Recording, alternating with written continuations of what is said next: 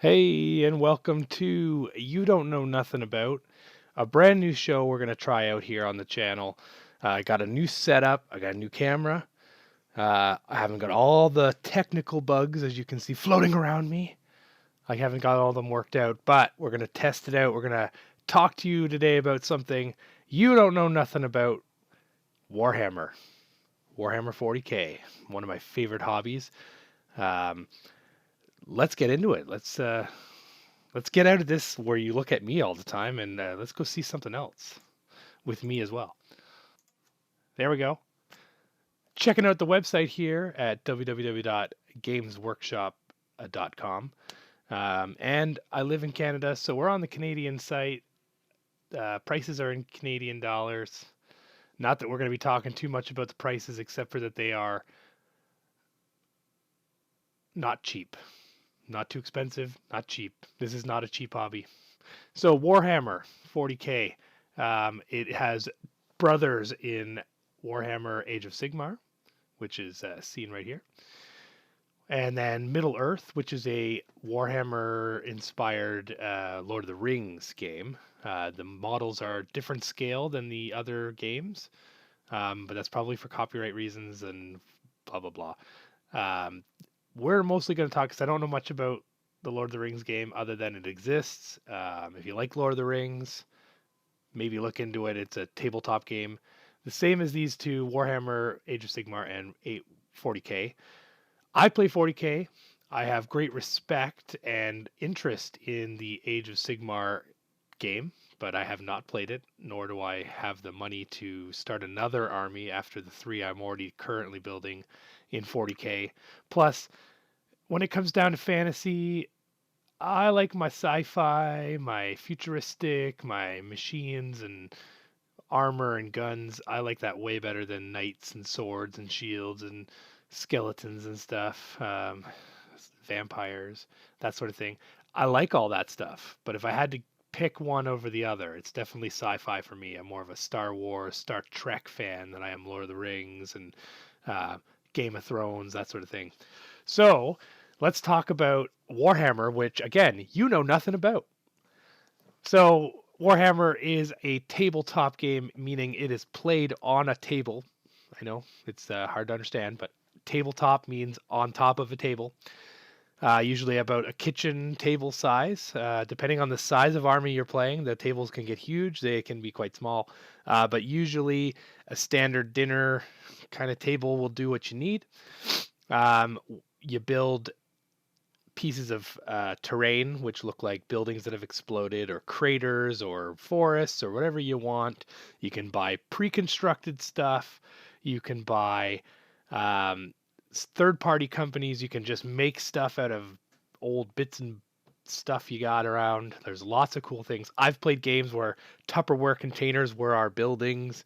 Um, your men can hide behind them. They can pop out from behind and shoot. Certain features you could climb inside and fire from, and climb across. If you've got like a little staircase or a walkway, you can go across and shoot down.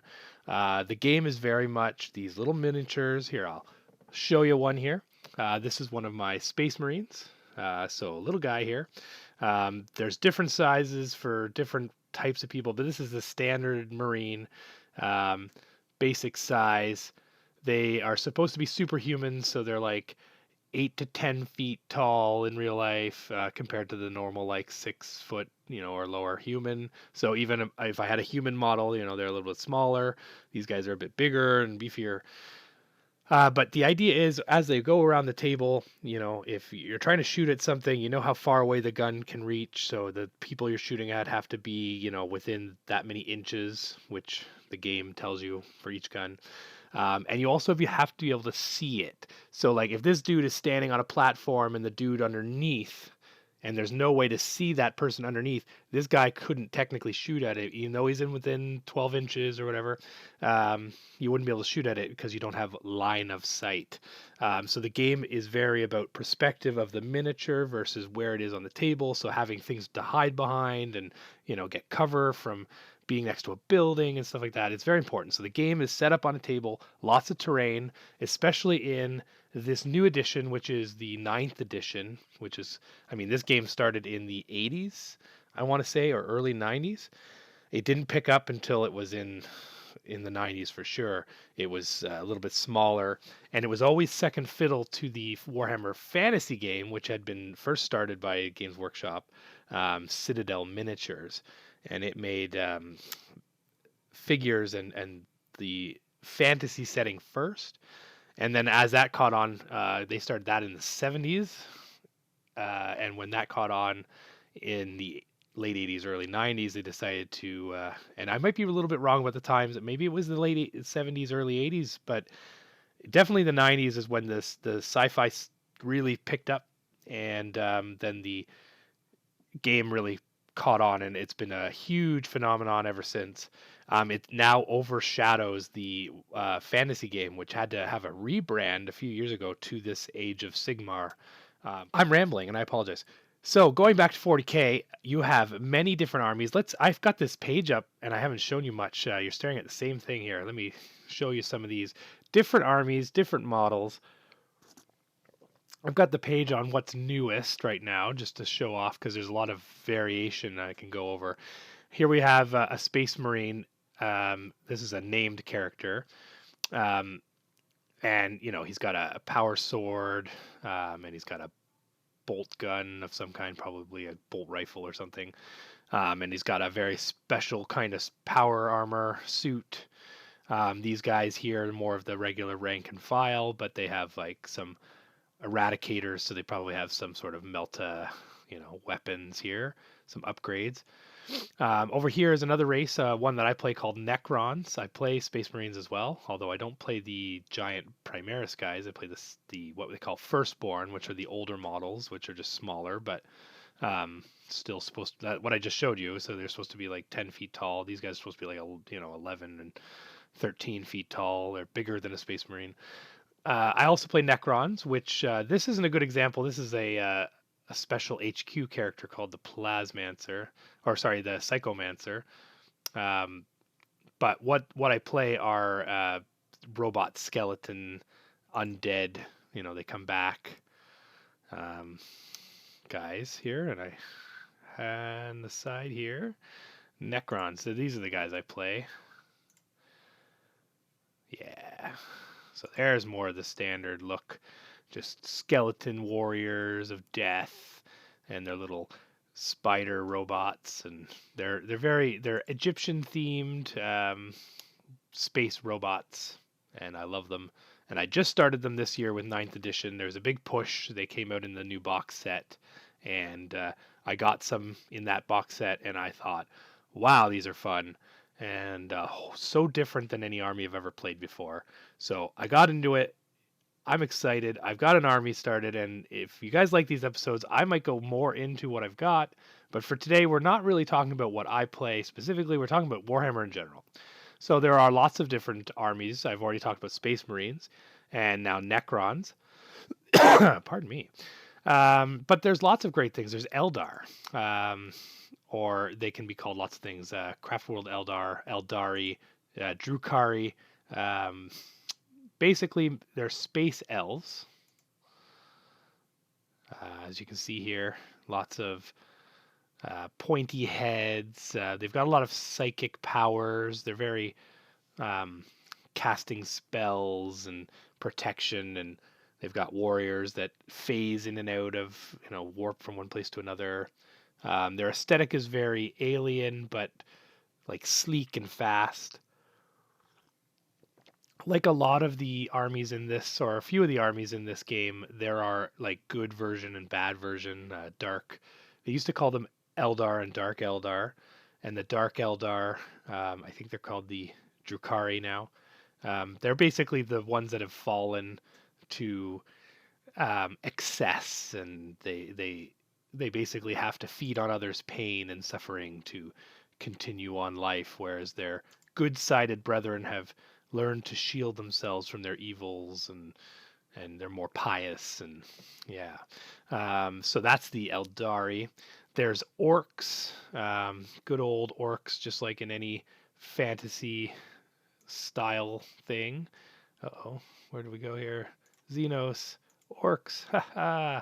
Yes, but they are much more machine driven. The guns and suits of armor that are cobbled together. The coolest thing about the orcs is that they're basically like a fungus.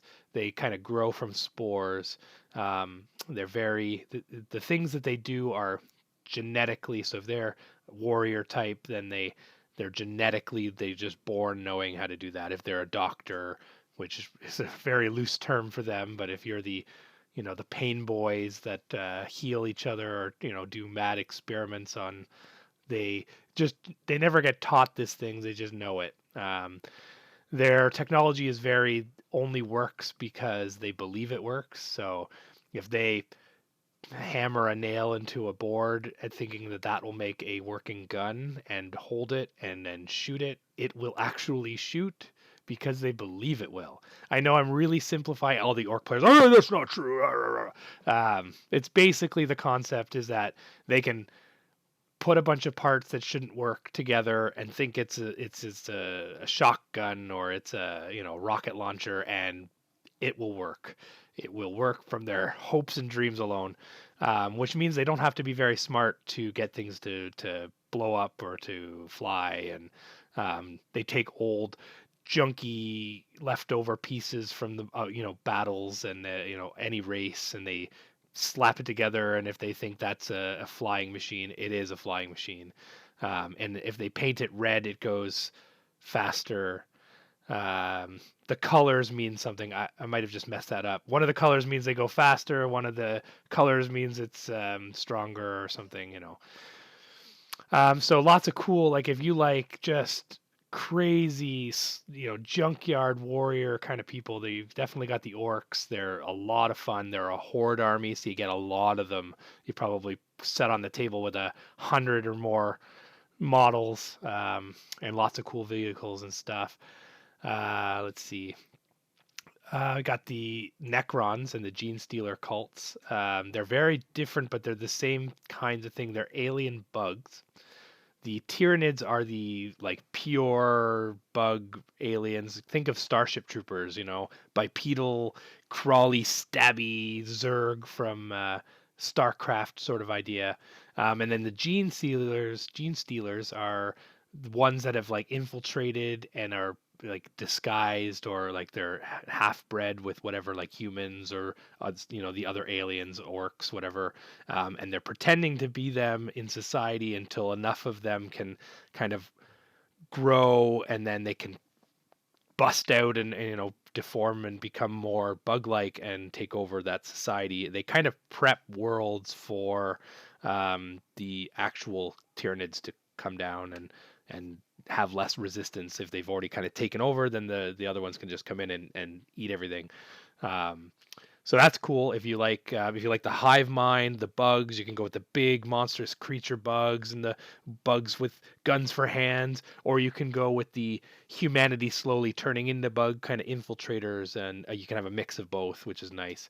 Something about all of these armies is that with certain words in their profiles, they call them keywords, certain words like chaos or imperium or Necron, but different keywords that can be in it will allow things to ally, even if they're separate armies. So like demons and chaos space marines, even though they're both chaos, they are different armies, and there are different subsections of chaos and different subsections of chaos space marines that you can play. So you could play an army of Chaos Undivided Space Marines, which is the evil version of the Space Marines that have fallen to the worship of chaos. And there are 4 gods of the chaos realm, and they've kind of chosen to worship all 4, and that's undivided. And there are different armies you can choose for that. And then there's the Death Guard, which have chosen Nurgle, which is like the plague god, and they've dedicated to solely him. And they've got Thousand Sons, which are a Space Marine army that are solely to Zeech, which is the god of like change and wisdom and spells and things, so they're very psychic powered. So you could play any of those three specifically on their own, or you could play a mix of them. You don't get as many buffs. You get more buffs from choosing one specific army and sticking with it. But there are ways to take things from one army and another if they're under the same kind of keyword banner. So certain armies. So Gene Stealers, sorry, to get back with why I was talking about Gene Stealers. Gene Stealers and Tyranids are like that. They're two separate armies you can run separately, or they're one that you can combine together to get some of the buffs from each kind of play style and work together. So it's nice. You get different ways to build armies, so many different combinations of units you can take, so many different combinations of strategies against other armies, um, and lots of choices. So if you want to build and play one army and it synergizes with another army, you could technically start to build and play several armies at once, thinking that, in some games you could take pieces of each of them and put them together and play them as one, which is, it just gives you more options for playing. And if something new comes out and it's not for your army, but it's something adjacent to your army, you might be like, oh, I can pick that up and I can change this and that to make it look more like my army, and then I can play it on the field as they're a part of that army, but through the other army or whatever. You don't get a lot of where you can take like wild changes. You're not going to be taking one race and a completely different race and putting them together. Maybe a narrative stories that you and your opponent kind of say, hey, that makes sense for this game, but you're not going to be doing that at tournaments or against like just random players who you don't know very well. They're going to be like, I don't like that cheese. What's that? So typically, typically you would pick a couple of these armies and you would start to build on them and know that you could synergize them together. Some people build 4 or 5 armies that have nothing to do with each other, and they're just so that they can have different games with different players about different things. I'm doing a little bit of that. I've got my Necrons, which don't synergize with anything else, but I also have Chaos Space Marines and regular Space Marines now, which I'm just starting, which don't really synergize either. But a lot of the Space Marine units can be used as Chaos Marines if I really wanted, and say, because they have the same armor and the same guns and stuff, and I can say, oh, they just fell to Chaos, so they're still wearing the stuff from when they were good guys, but they're gonna kill the good guys now, so they're bad guys. So if I build more on one or the other, they can work. And same thing if you play Space Marines, it means you get options of using all sorts of other armies, and I haven't even mentioned some of them yet. There are so many different Space Marine Legion types or chapters, which all have their own flavors. You've got Space Wolves, who are the savage Viking men in power armor with lots of wolf iconography and pelts, and they ride on giant wolves.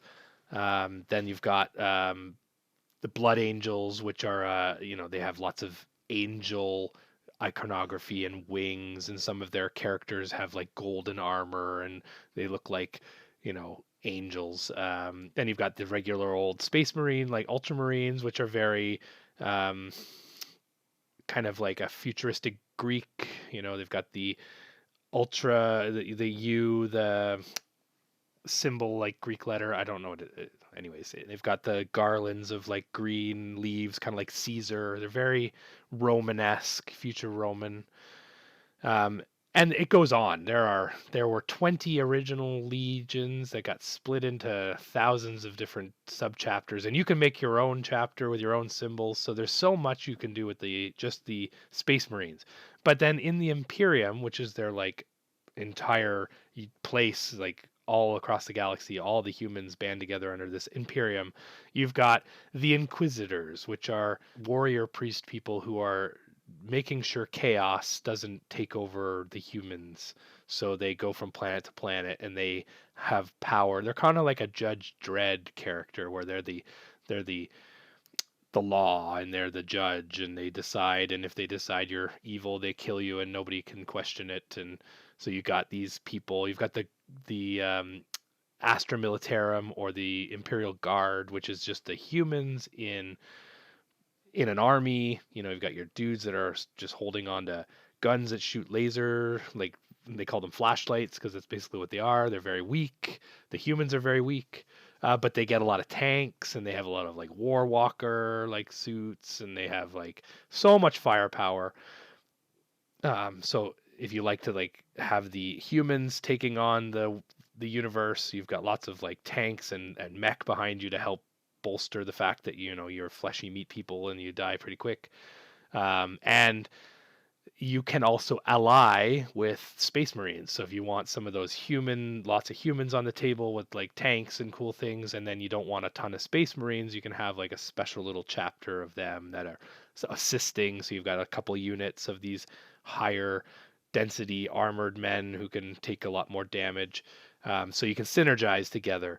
And that's what I was saying about the Imperium is that there's so many factions. You've got the uh, Adeptus Mechanicus. Ooh, that's a word. Or AdMech. And they're the robot people. Here, I haven't been showing you what I'm talking about. I am not very good at this. So as you can see, there's quite a few. We've got the Adeptus Sororitas, which are space nuns. They're all women. They're humans, but they're wearing versions of like the Space Marine armor, so they're more protected than a normal human. And they're carrying a lot of the same guns that the Space Marines carry, only human sized. And their whole thing is that they used to be called the Sisters of Battle. They're now called the Adeptus Sororitas. So a lot of their characters are females, but there are male like priest characters and special named characters. They work alongside the Inquisition a lot. Inquisition, yeah, that's hard to say. And they're one of the few human factions that have Space Marines. So this is an Adeptus Sororitas Rhino, but it's the same model that you get from Space Marines or Chaos Marines. They've just added the icons to make it look more um, Sarita-ish.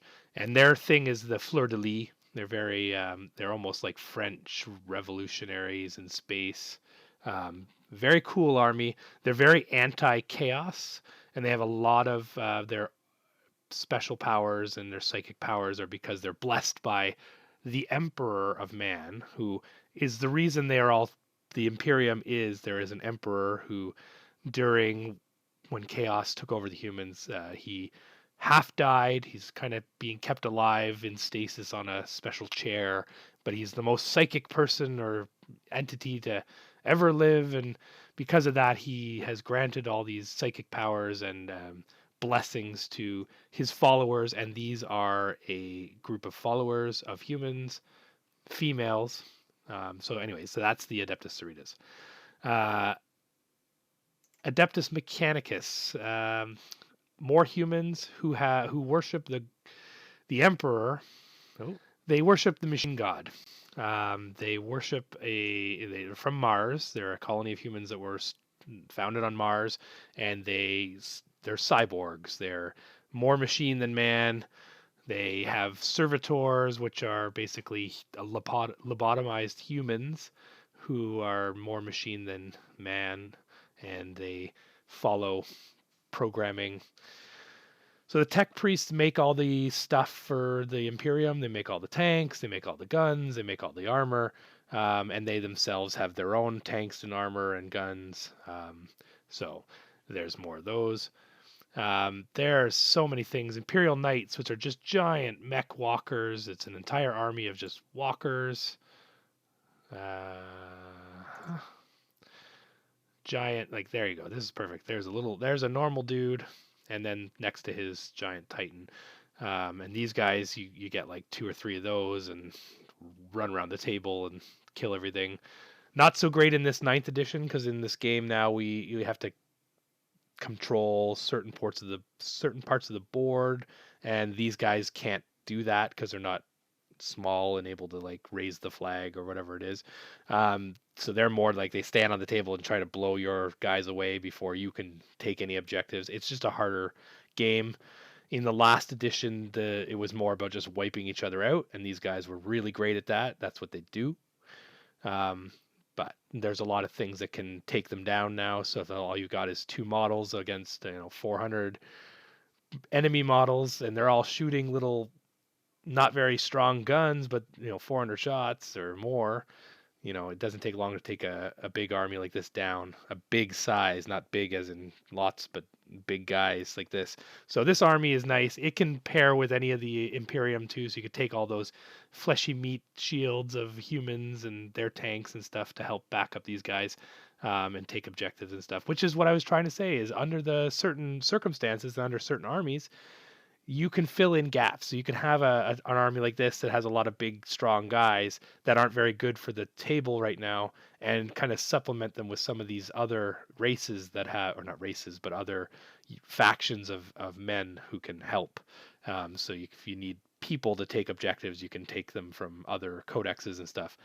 There are lots of limits to that, and it's not as easy as I just made it sound. There's a lot of like hoops you got to jump through and rules that you have to satisfy and things to bring people from one army to another or whatever. But it can be done, and those who play it, it's like playing on hard mode, but you can do it.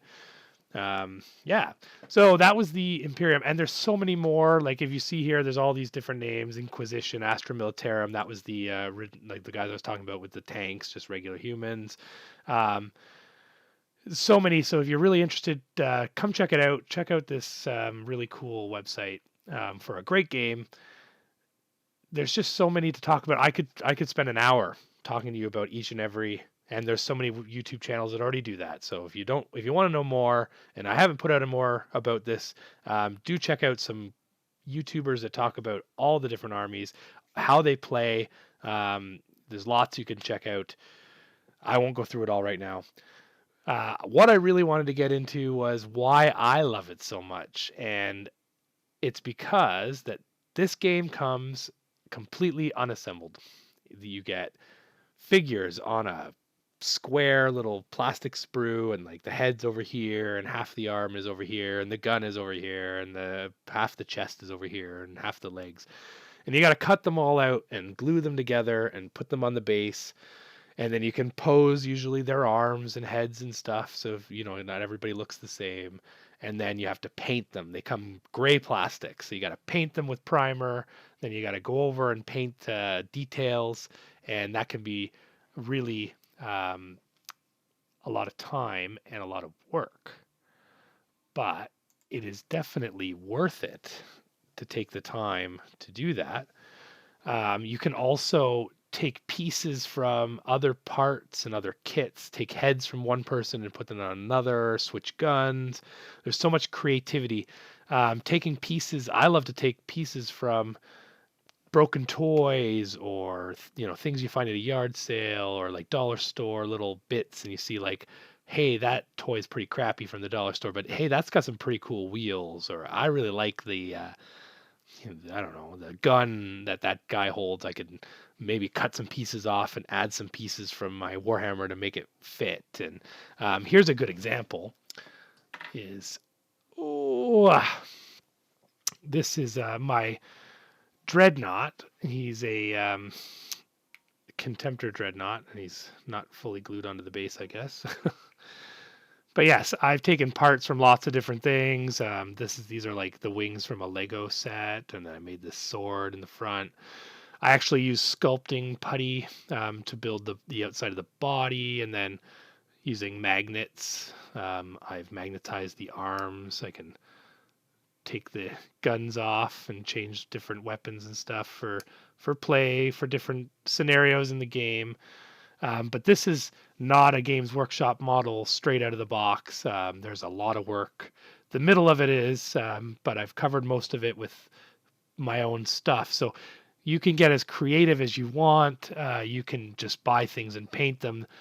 There's no limit to what choices you have when it comes to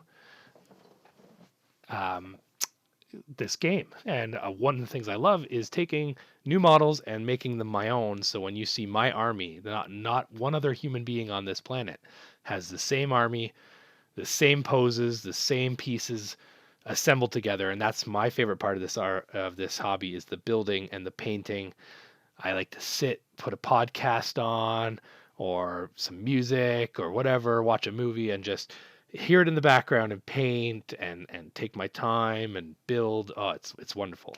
And if you are at home, especially in these days where there's a lot of being at home and not doing a lot, and you need something to do, and you have a lot of extra money, Warhammer is definitely number one. And I bet you didn't know nothing about that. Well, this was a long rant, and this was again my first time. This new format, new camera. I hope you liked it. It's gonna get better. The technology is gonna get better. I'm gonna get more lights, and this fuzziness will go away, and the wiggly part of the background hopefully will go away someday too. Things are only gonna get better. I won't be wearing this drive-through headset to talk to you forever. I will get a cool mic, one of those like, on a crazy arm, and it's got like the face shield, and I look like I'm about to sing or be like a voice actor or some shit. That's gonna happen someday. But for now, you can hear me. I can talk. Rant your ear off. We'll have a chat. Have a coffee here in the coffee shop, which I now am in. With my good friend back there. Frank. He's always just popping back and forth, and other various people. Worker lady. Thanks for stopping by. Leave a thumbs up, not a down. Leave a thumbs up. Subscribe, and let me know what you think. Leave a comment. Tell me if you think this sucks. Tell me what I could do to make it better. Tell me how much you love it. I love all those things. Tell me that I shouldn't be on YouTube. Cool. I like the comment anyways. So till next time, which will be very soon, I hope. Thanks for watching.